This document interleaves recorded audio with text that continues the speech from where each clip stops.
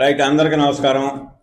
ఈ రోజున వినుకొండ సొసైటీ సంఘ పరిధిలో అందరూ కూడా రివ్యూ చేసుకోవడం జరిగింది. సంవత్సరం చివరి రోజు కాబట్టి ఈ కార్యక్రమానికి మన నోడల్ అధికారిగా ఉన్నటువంటి మన సెంట్రల్ బ్యాంకు ఏజీఎం సుబ్బారావు గారు, అదేవిధంగా మా డైరెక్టర్ శ్రీనివాసరావు గారు, అదేవిధంగా బ్యాంకు మేనేజర్ రవి గారు, సూపర్వైజర్ ప్రసాద్ గారు, మన వినుకొండ సిఇఓ సికే రెడ్డి గారు, మన సూపర్వైజర్ బ్రహ్మయ్య గారు, మా వెంకటరత్నం గారు అందరు కూడా ఈ రివ్యూ కార్యక్రమంలో పాల్గొన్నాం.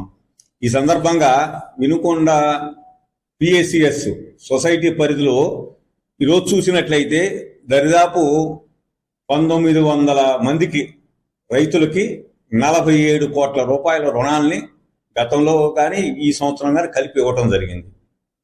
అదేవిధంగా 80 డోక్రా సంఘాలకు సంబంధించి వినుకొండ సొసైటీ పరిధిలో బ్యాంకు ద్వారా 10 కోట్ల రుణాలు ఇవ్వడం జరిగింది. అంటే దరిదాపుగా 57 కోట్ల రూపాయల వ్యాపారం అనేది గతంలో కానీ ఇప్పుడు కానీ జరిగింది. దీన్ని రివ్యూ చేసుకుంటామన్నాం.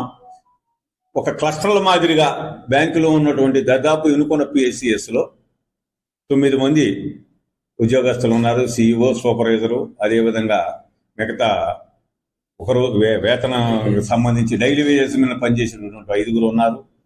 వీళ్ళందరితో కూడా